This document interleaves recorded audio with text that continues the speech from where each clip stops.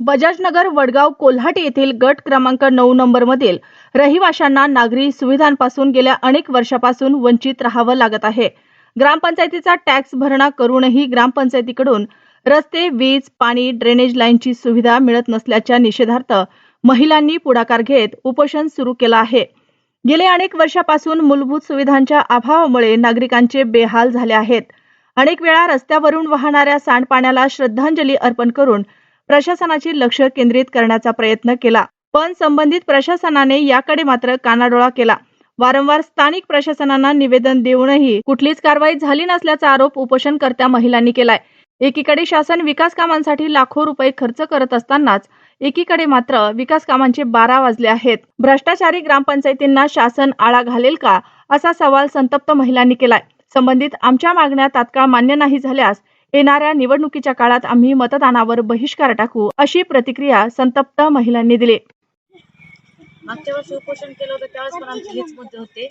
मागच्या वेळेस एक मुद्दा त्यांनी विषय मिटवला की बाबा ते आम्हाला जे लोकांचा त्रास होता तो बंद केला, पण आमचे जे मुद्दे होते ते कायमस्वरूपी अजून तसेच आहे। तुमच्या ज्या समस्या त्या सुटल्याच नाही, सुटल्या नाही। आमची म्हणजे तुमच्या उपोषणामुळे इतर लोकांना फायदा झाला असं तुम्ही असं म्हणा।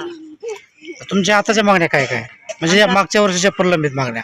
मागच्या वर्षीच्या म्हणजे आतापर्यंत जे आम्ही 2018 पासून जे मागण्या चालू आहेत आमच्या, ते कायमस्वरूपी त्याच आहेत की पाणी, रस्ते, ड्रेनेज लाईट ह्यापैकी एकही आमच्या मागण्या पूर्ण झाले नाही। ड्रेनेज लाईनचं अधुरच काम आहे। 75% काम जसं तसं आहे। 25% मागच्या वर्षी त्यांनी टाकलं होतं, पण 75% काम आहे। काय काम केलं त्यांनी? पाईपलाईन थोडीफार आतरलेली आहे, पण त्यांच्यामध्ये पाणी टाकायला म्हणजे पाणी कुणीकडे काढून दिलेलं नाही। कशात? गटार नाली? गटार नाली। पिण्याच्या पाण्याची काय व्यवस्था आहे? पिण्याचं पाणी नाही, वापरण्याचं पाणी नाही। आम्ही सध्या आता टँकरचं पाणी विकत घेतोय। किती दिवसापासून? जशी तर राहायला आलं तसं।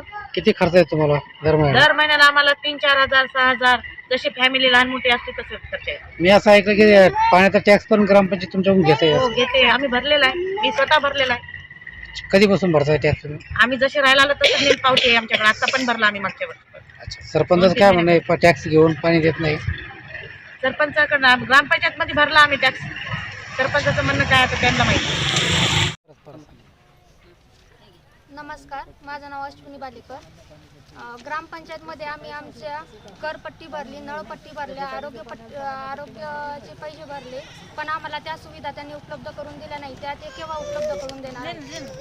आमचे भरलेले पैसे, आमचे भरलेल्या पैशाचा त्यांनी कुठे उपयोग केला याचा आम्हाला त्यांच्याकडनं उत्तर पाहिजे। आणि यावेळेस जर आमच्या मागण्या पूर्ण नाही झाल्या तर आम्ही पूर्ण आमच्या जेवढे पण आमच्या इथं मतदान आहेत ते मतदान करणार नाही। आम्ही मतदानाचा बहिष्कार करणार आहोत। नाव सांगा ताई। नमस्कार, मी रत्नाबाई पवार, मी गट नंबर 9 इथे राहते। आमच्या इथं कोणत्याही सुविधा उपलब्ध नाही। मागच्या वर्षी उपोषण केल्यानंतर त्यांनी दुसऱ्यासाठी आम्ही उपोषणाला बसलो आणि त्यांचाच फायदा करून दिला।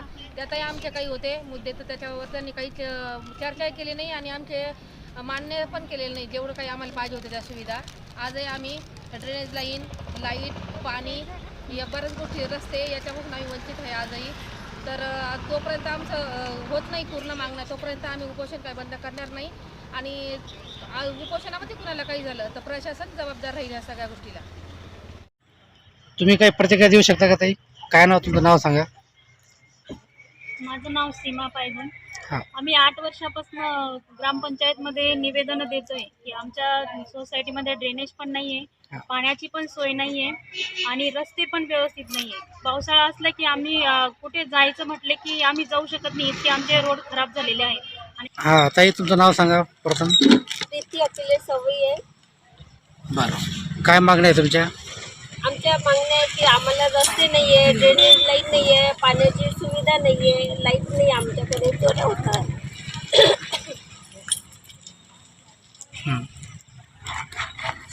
अजून काय काय तुमचं म्हणणं काय आहे या उपोषणाला? किती महिला साथ देणार आहे, पाठिंबा देणार आहे, असं काही आहे का? सगळ्याच महिला आहेत। सर्व गट नंबर म्हटलं? हो, 200-300 महिला। अच्छा, अजून काय म्हणते तुम्हाला? आमचे प्रश्न सोडवायचे, कधी सोडवणार आहे? आम्ही गेल्या वेळेस पण उपोषण केले होते, पण आमच्या मागण्या काही पूर्ण नाही झाल्या। फक्त आम्हाला आश्वासन दिले की तुमच्या मागण्या पूर्ण होतील। आम्ही त्यावेळेस पण उपोषण बंद नव्हते केले, फक्त थकीत केलं होतं। आणि वर्ष झालेले या गोष्टीला, पण आमच्या मागण्या अजून पूर्ण नाही झाल्या. आम्ही ग्रामपंचायतला पण मोर्चे घेऊन जातो, फक्त आम्हाला सांगतात की होणार आहे, पण कधी होणार, कधीपर्यंत आम्ही असंच राहायचं. आता आम्हाला येऊन 8-10 वर्ष झाली, ते पाणीसुद्धा विकत घ्यावं लागतं.